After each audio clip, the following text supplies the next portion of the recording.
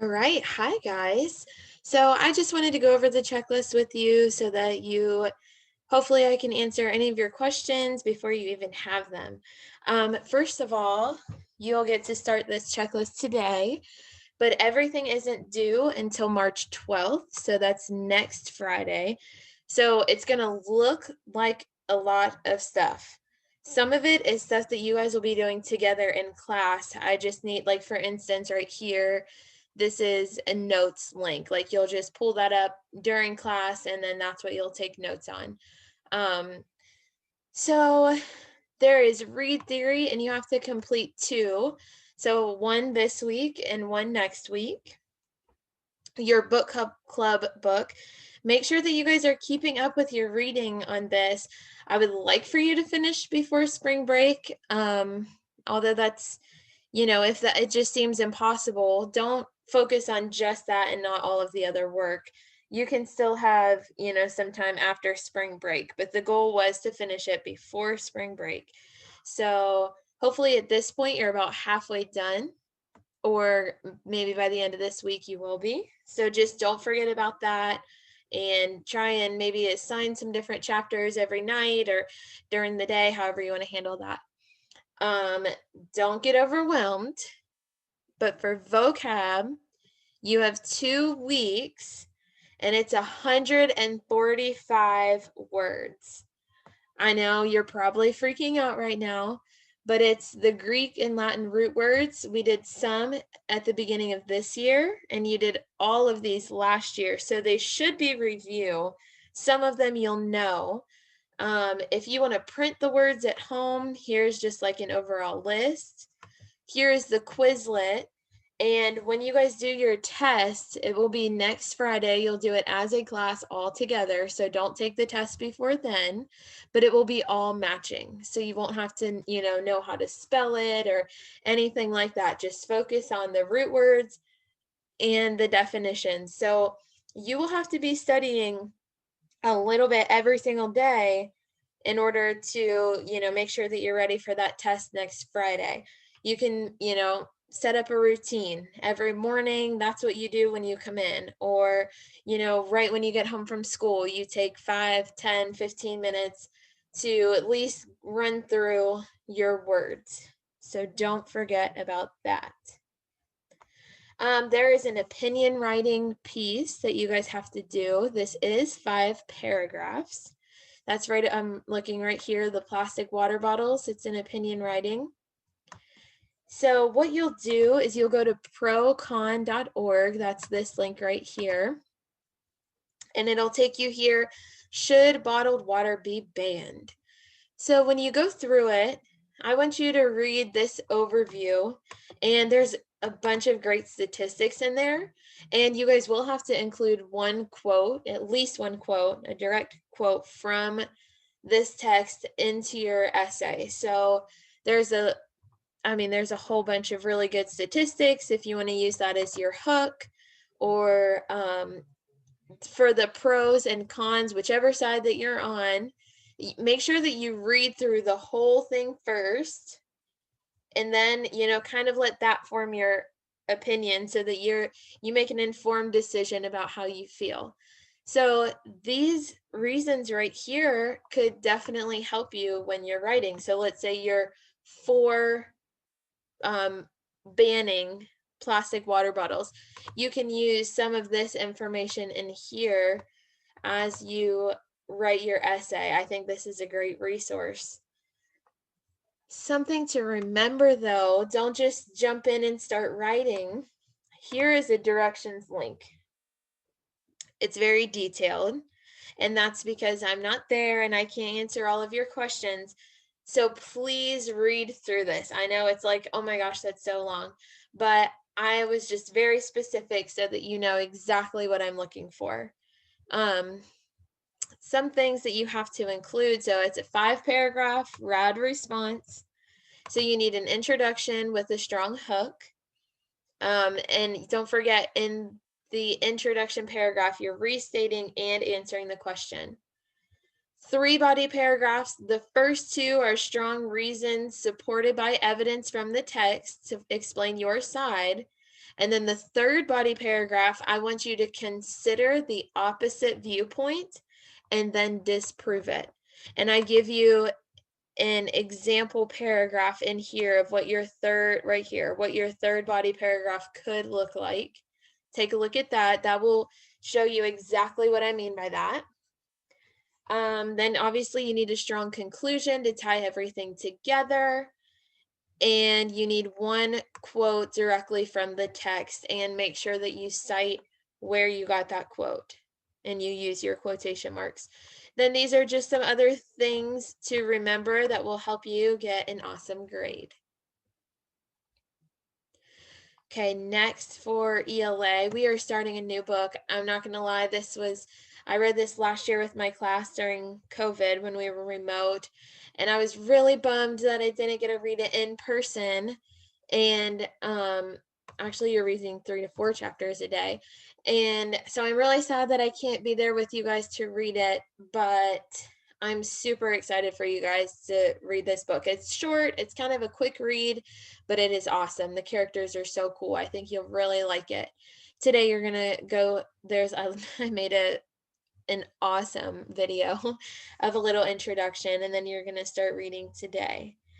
So you will get this book. We're gonna read 3 to 4 chapters a day, and you will get this done before spring break, hopefully. So that's the ELA.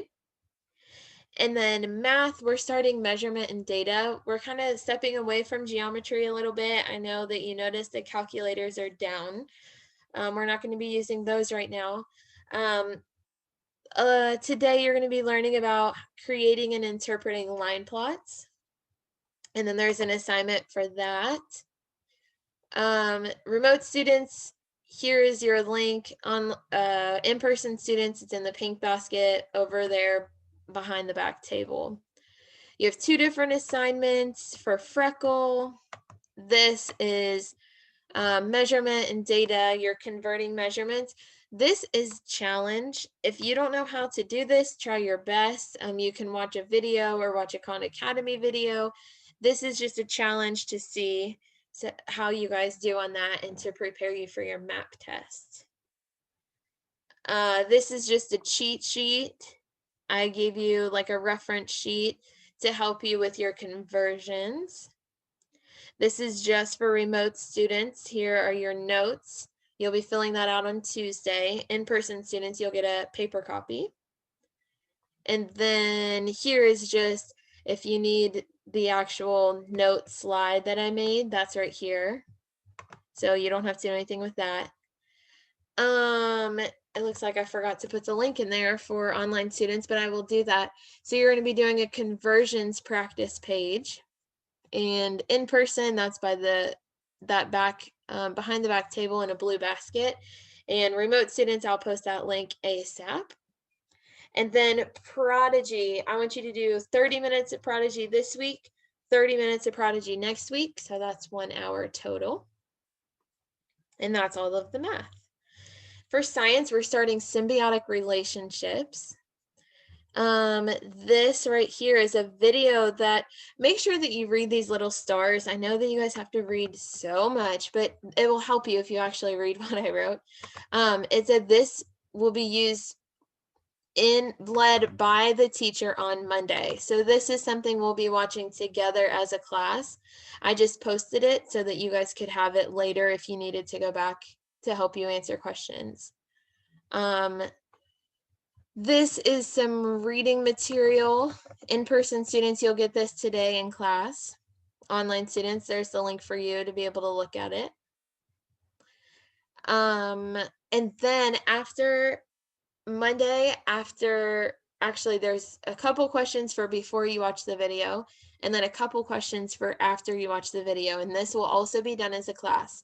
So this is what you will need for that. It's a Google form.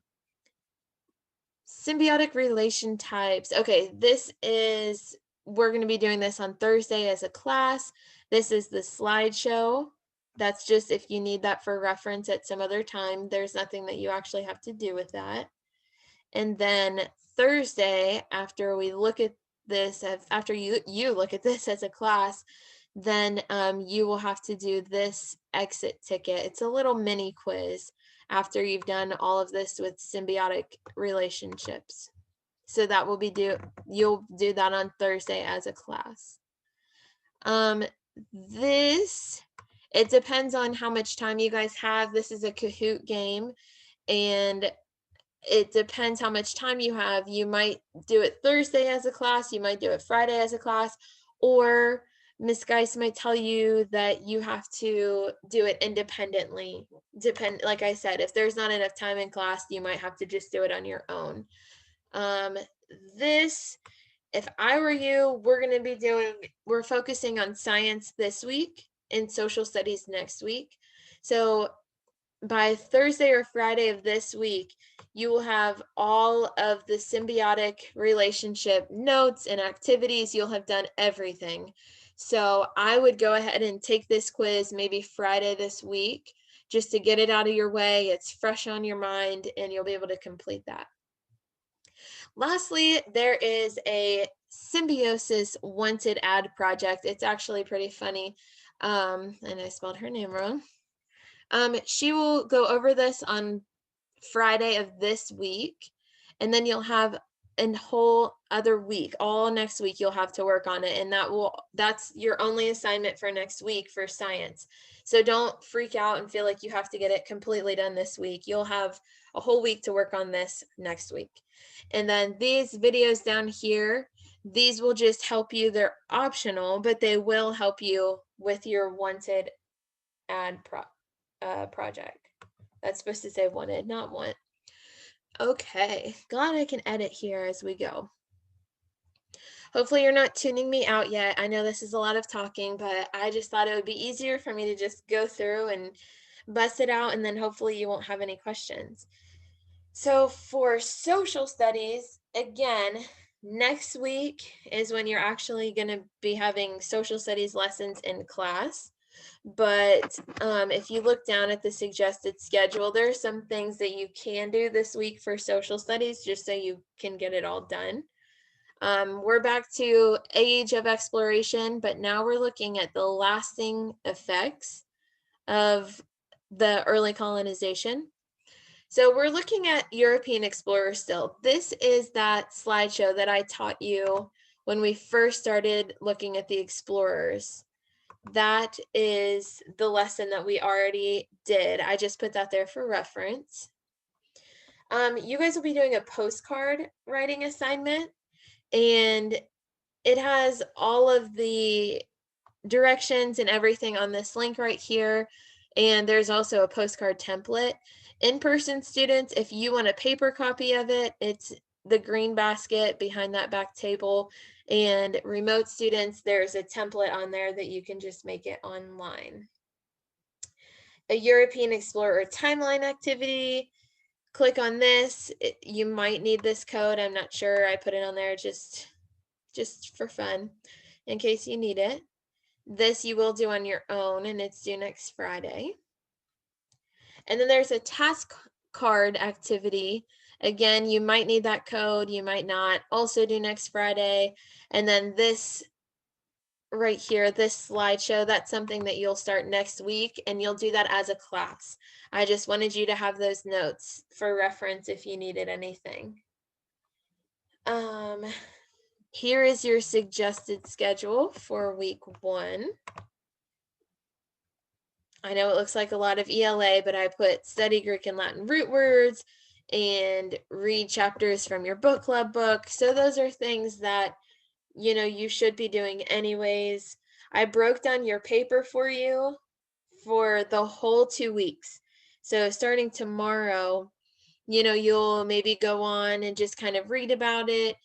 Then the next day, pick your stance, plan your response, write your introduction. So if you follow this, you just have to do a little bit of work every day on that paper.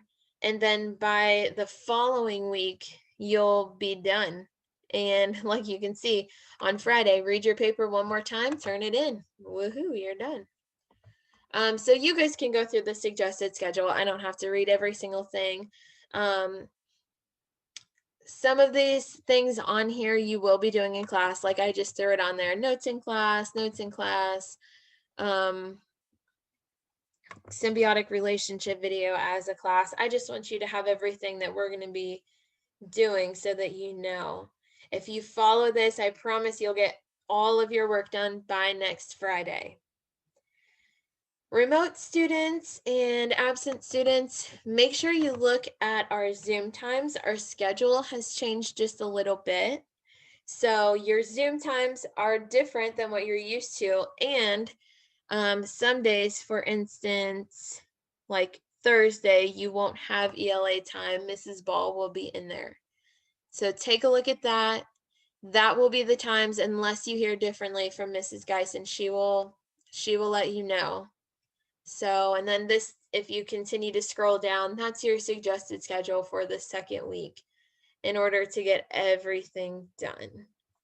So if I were you, I would follow the suggested schedule to a T, and then that way, let's say, okay, I didn't get my read theory done on Monday, then just make sure you get it done on Tuesday so that you keep up with it. Because it is, guys, it is the last 2 weeks, and then this is your last 2-week checklist, and then that third week, you only have 4 days before spring break. So you really need to get caught up with all of your work so that you don't get behind right at the end. I love you guys. I miss you already. I hope that you're being so wonderful and awesome. And please be extremely helpful and patient and loving and kind. I will see you guys soon.